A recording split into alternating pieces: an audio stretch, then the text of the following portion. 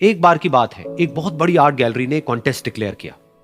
उसमें उन्होंने अनाउंस किया कि जो भी पेंटर पीस को डिपिक्ट करने वाली वर्ल्ड की सबसे अच्छी पेंटिंग बनाएगा, उसको $10 मिलियन का इनाम मिलेगा। यह बात पूरी दुनिया में फैल गई और पूरी दुनिया से हजारों पेंटर्स ने अपनी अपनी पेंटिंग भेजी उस कॉन्टेस्ट में पार्टिसिपेट करने के लिए। उन हजारों पेंटिंग्स में से जो इस कॉन्टेस्ट के जजेस थे, उन्होंने फाइनली 100 पेंटिंग्स को शॉर्टलिस्ट किया और उन 100 पेंटिंग्स की एक एग्जीबिशन लगाई। उस एग्जीबिशन में इन सारे पेंटर्स को तो इनवाइट किया ही किया, साथ ही साथ मीडिया वाले भी बैठे हुए थे और मीडिया वालों के साथ हजारों लोगों की भीड़ भी जमा थी। क्योंकि प्राइज अमाउंट इतना बड़ा था तो सबका इंटरेस्ट था ये जानने में कि कौन जीतेगा, कि वो पेंटिंग कैसी होगी और कौन वो पेंटर होगा जिसको इतना बड़ा अमाउंट मिलेगा। फाइनली वो दिन आ ही गया। वहां पर सारी ही पेंटिंग्स देखने लायक थी और एक से बढ़कर एक थी। उसमें से कुछ पेंटिंग्स थी जहां पर सबसे ज्यादा भीड़ थी। जैसे एक पेंटिंग थी जहां पर एक बिल्कुल साफ पानी की नदी बह रही थी, जिसके पीछे कुछ पहाड़ थे, उसके ऊपर बर्फ जमी हुई थी और पीछे से सनराइज हो रहा था। एक और पेंटिंग थी जहां पर पेंटर ने पीस को डिपिक्ट किया था फुल मून नाइट के थ्रू, यानी कि एक बिल्कुल पीसफुल लेक थी जिसका पानी बिल्कुल स्टिल था, इतना स्टिल कि उसके अंदर आप रिफ्लेक्शन देख सकते थे आसपास में जो भी कुछ था उसका, बिल्कुल एक मिरर की तरह। और बिल्कुल डार्क आसमान में कुछ तारे चमक रहे थे और एक चांद चमक रहा था। उसके अलावा एक पेंटिंग थी जिसमें बिल्कुल सफेद बादल थे, नीला आसमान था और बिल्कुल हरी हरी घास थी। यानी कि सारी ही पेंटिंग्स ऐसी जिसको देख करके ही मन शांत हो जाए।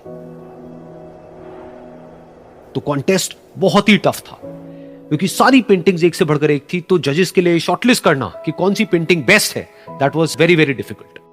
लेकिन वो मोमेंट आ ही गया जब जजेस ने अपना माइंड मेकअप कर लिया और एक पेंटिंग को इन सारी पेंटिंग्स में से सिलेक्ट कर लिया और उस पेंटिंग को एक बड़े से कर्टेन के पीछे रख दिया। सामने वो सारे पेंटर्स बैठे हुए थे, मीडिया वाले थे और हजारों लोगों की भीड़ थी। सबकी क्यूरियोसिटी बढ़ती चली जा रही थी क्योंकि अमाउंट बहुत बड़ा था।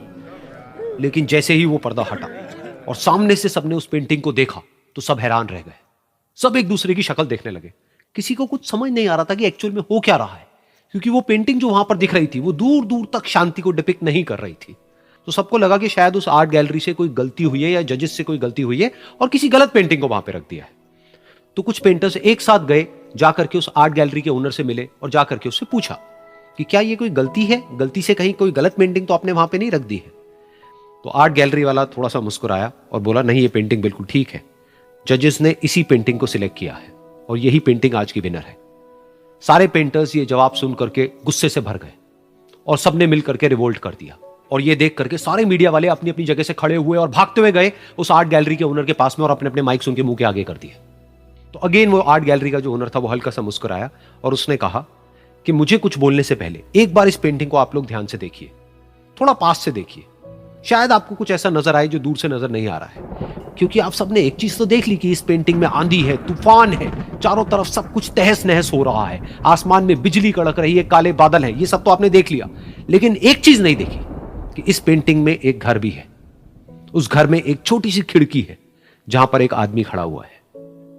ध्यान से जाकर के देखिए, वो जो आदमी खड़ा हुआ है और बाहर देख रहा है उस घर से, उसके चेहरे पर कोई डर नहीं है, बल्कि एक हल्की सी मुस्कान है, एक ठहराव है, एक सुकून है। और यही है शांति का असली मतलब।